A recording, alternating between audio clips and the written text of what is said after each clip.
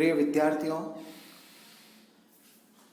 209 ELEF code जो कि subject का नाम है हमारा इलेक्ट्रॉनिक इंस्ट्रूमेंट्स, उसमें जो हम पहला यूनिट है हमारा माइक्रोफोन्स एंड लाउड स्पीकर्स, उसमें आज यूनिट 1 में हम कार्बन माइक्रोफोन के बारे में डिटेल में स्टडी करेंगे। कार्बन माइक्रोफोन को पढ़ने से पहले हम देखते हैं कि माइक्रोफोन क्या है। आप सभी लोगों ने माइक्रोफोन देखा भी है, उसको काम में भी लिया है, हम उसके बारे में जानते भी हैं, लेकिन इंटरनली क्या वर्क करता है, क्या उसका कंस्ट्रक्शन होता है, क्या उसके फायदे हैं, क्या नुकसान है, किस तरह से इसकी डिज़ाइन होती है, इनका कंस्ट्रक्शन होता है, उनके बारे में हम आज इस ई लेक्चर के माध्यम से, हमारा जो फर्स्ट लेक्चर है 209 का, जिसमें हम कार्बन माइक्रोफोन के बारे में स्टडी करेंगे। माइक्रोफोन क्या है? माइक्रोफोन आल्सो नेम्ड माइक और MIK।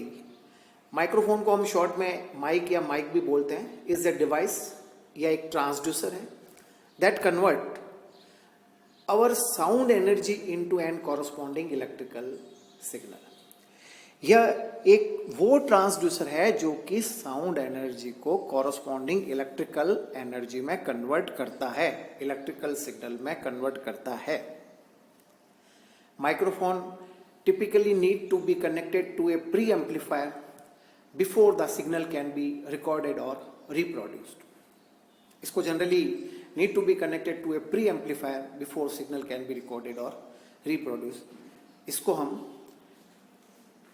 प्री एम्पलीफायर के पहले इसके पहले need to be connected to a pre amplifier before the signal can be recorded और रिप्रोड्यूस्ड। चाहे सिग्नल को रिकॉर्डिंग करना हो, चाहे सिग्नल को वापस हमको रिप्रोड्यूस करना हो। तो माइक्रोफोन की जो बेसिक डेफिनेशन है मैं आपको फिर रिपीट कर दूं। एक ट्रांसड्यूसर जो कि कन्वर्ट करता है साउंड एनर्जी को कॉरस्पॉन्डिंग इलेक्ट्रिकल एनर्जी में, वो डिवाइस जो है माइक्रोफोन कहलाती है। Factors to be considered while selecting microphones.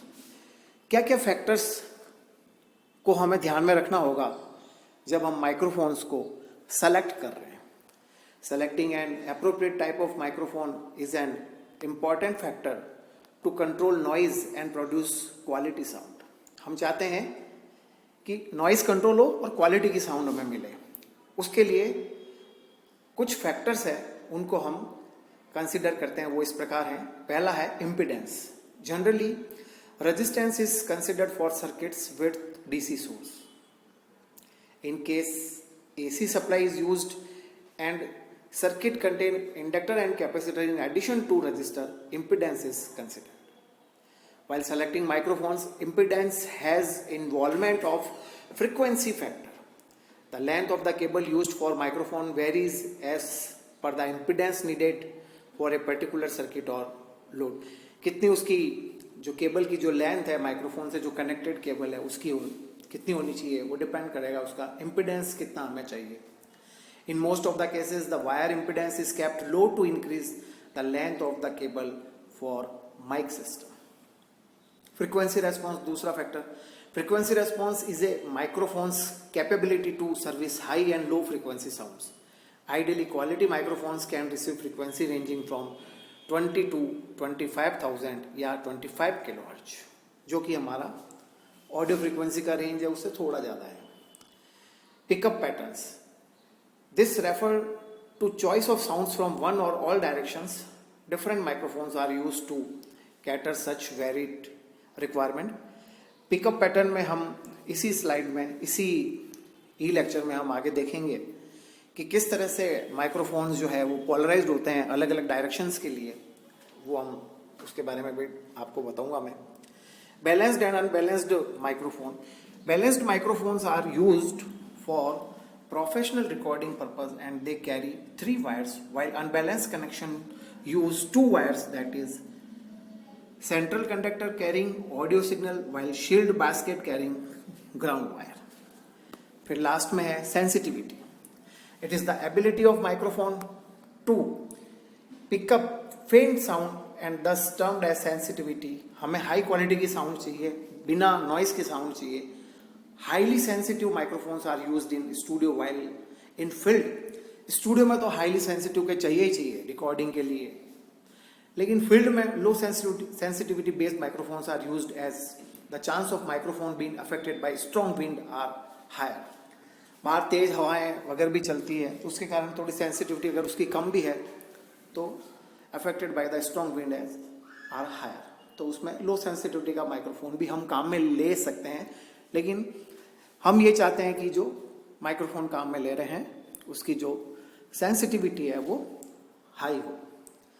Microphone classification based on polar patterns. अभी मैंने आपको पिछली स्लाइड में ही बताया था कि मैं इसके पिकअप के बारे में बताऊंगा आपको। A microphone's directionally or polar pattern indicates how sensitive it is to sound arriving at different angles about its central axis। इसके जो central axis से अलग अलग डायरेक्शंस में साउंड का जो अराइविंग है वो किस तरह से पोलराइज्ड है, उस पर भी हम इसको चॉइस चूज करते हैं। Some microphones designs combine several principles in creating the desired polar patterns। Generally, the polar pattern of microphones falls in the following three categories। पहला है ओमनी डायरेक्शनल, दूसरा है यूनि डायरेक्शनल और तीसरा है बाई डायरेक्शनल। ओमनी डायरेक्शनल में तो चारों दिशाओं से, किसी भी दिशाओं में उसकी सेंट्रल एक्सिस से किसी भी दिशाओं में अगर वॉइस आ रही है तो वो उसको डिटेक्ट करेगा। यूनि डायरेक्शनल में केवल एक ही डायरेक्शन में, केवल एक ही दिशा में, और बाकी दूसरी दिशाओं के लिए वो उसकी जो डायरेक्टिविटी है वो जीरो रहेगी या कम रहेगी। और बाई डायरेक्शनल में किसी भी दो दिशाओं से, या तो टॉप टू बॉटम या लेफ्ट टू राइट। तो ये पोलर पैटर्न्स है जिसकी सहायता से भी हम माइक्रोफोन्स का जो है वो क्लासिफिकेशन है वो करते हैं। अलग अलग तरह के माइक्रोफोन्स जो है वो काम में लिए जाते हैं जिनके नाम जो है वो इस तरह से है: carbon microphones, crystal microphones, dynamic microphone, condenser microphone, ribbon microphone, wireless और कॉर्डलेस माइक्रोफोन। हमारे सिलेबस में जो पहला है कार्बन माइक्रोफोन, उसके बारे में हम यहाँ स्टडी करेंगे। कार्बन माइक्रोफोन, जैसा कि ये कार्बन माइक्रोफोन का कंस्ट्रक्शनल डायग्राम जो है वो दिखाया गया है। यहाँ आप देखें, ये मूवेबल प्लेट है जिस पर कि हमने डायफ्राम को जो है वो मेटल का जो डायफ्राम है उसको हमने यहाँ पे फिक्स कर दिया है। लोअर फिक्स प्लेट है, ये फिक्स है। मूवेबल प्लेट पर हम डायफ्राम को लगाते हैं। ये स्प्रिंग्स है जिनसे कि ये कनेक्टेड है, जुड़ा हुआ है। फाइन ग्रेनुअल्स है। Fix plate, lower fix plate और ये जो आप देख रहे हैं मूवेबल मेटल प्लेट्स, इन दोनों के बीच में जो है वो है कार्बन के जो है वो ग्रेनुअल्स हैं। ये आप देखें इसमें, ये वाले, ये डॉटेड डॉटेड डॉटेड जो दिखे हुए हैं, ये तो जो नीचे वाली है ये तो है लोअर फिक्स प्लेट, और मूवेबल मेटल प्लेट के बीच में जो है कार्बन फाइन ग्रेनुअल्स है वो रखे हुए होते हैं। और फिक्स प्लेट से एक बैटरी सिग्नल्स और एक मूवेबल प्लेट से एक पॉइंटर एक सिग्नल लेके, और आउटपुट का जो है वो हमारा आउटपुट जो है इस सिग्नल का, इस माइक्रोफोन का है वो जनरली जनरेट होता है। ये मेटल केस है, स्प्रिंग्स है, ये सारे इनको मेटल पिस्टन है, ये पिस्टन है वो रोटेट करता है। आपको बताइए पिस्टन का क्या वर्क होता है, जब उस पर प्रेशर आता है तो वो अपनी पोजीशन से लेफ्ट टू राइट और राइट टू लेफ्ट मूव करता है। So this is the constructional diagram of A carbon microphone.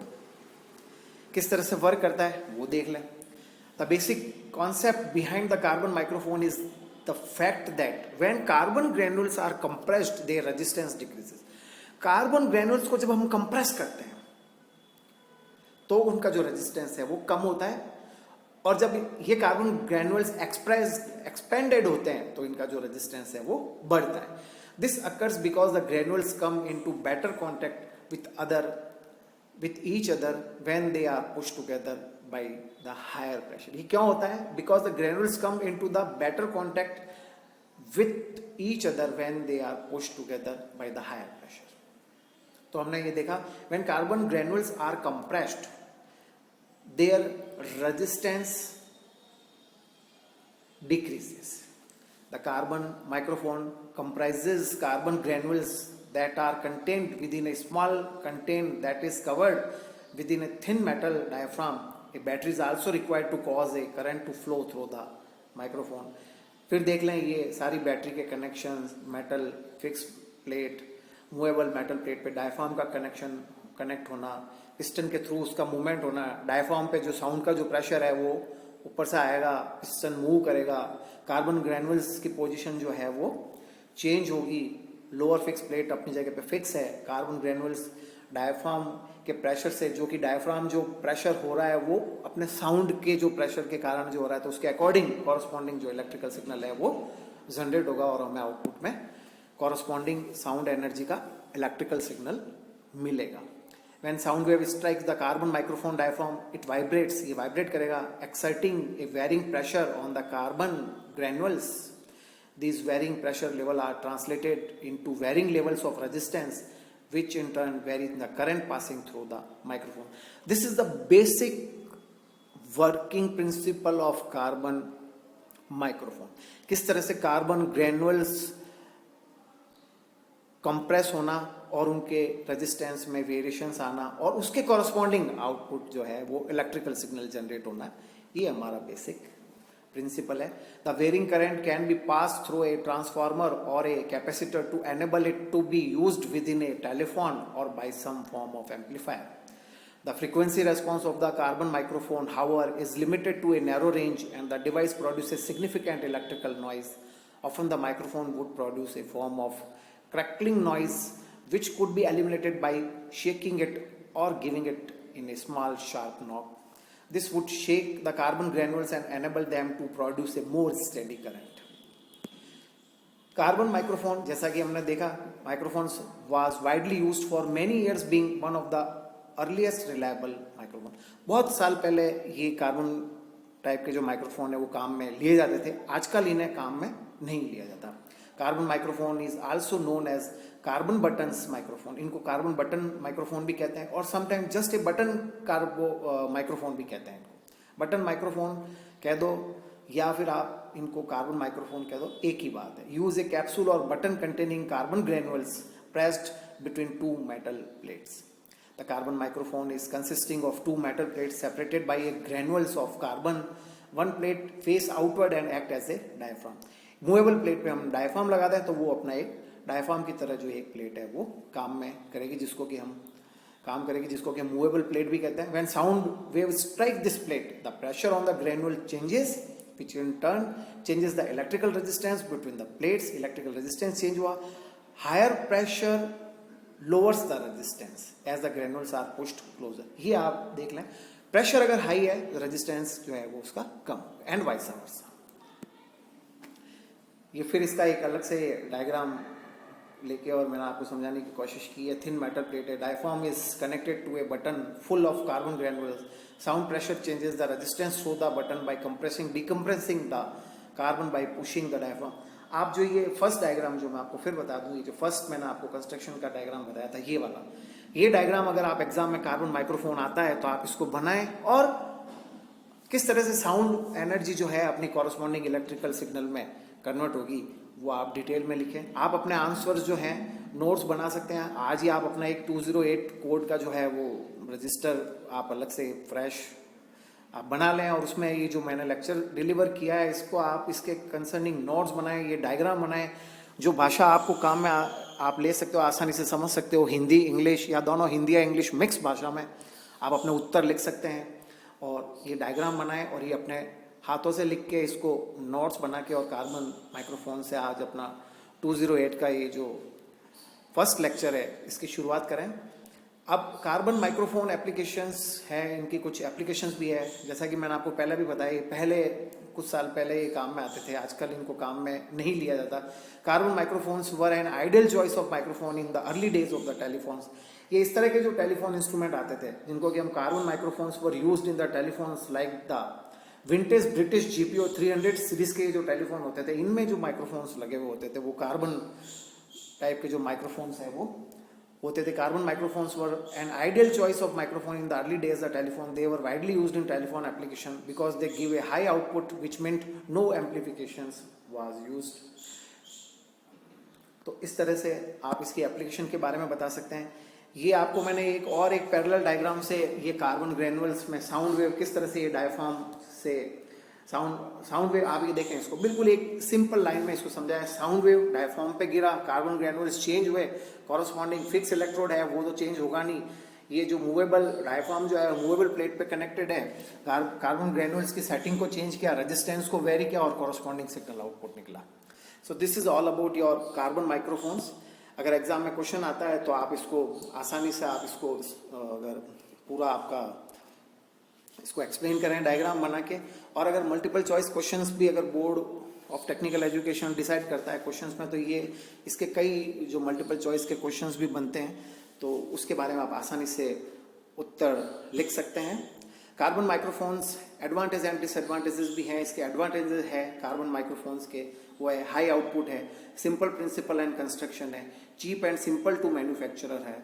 जबकि इसके डिसएडवांटेजेस भी हैं, वेरी नॉइजी है, as high background noise and on occasion it would crackle भी करता है, ये काफ़ी जंपिंग भी करने लग जाता है, क्रैकलिंग करने लग जाता है। पुअर फ्रीक्वेंसी रेस्पॉन्स है, इसका जो फ्रीक्वेंसी रेस्पॉन्स है वो बहुत ही पुअर है।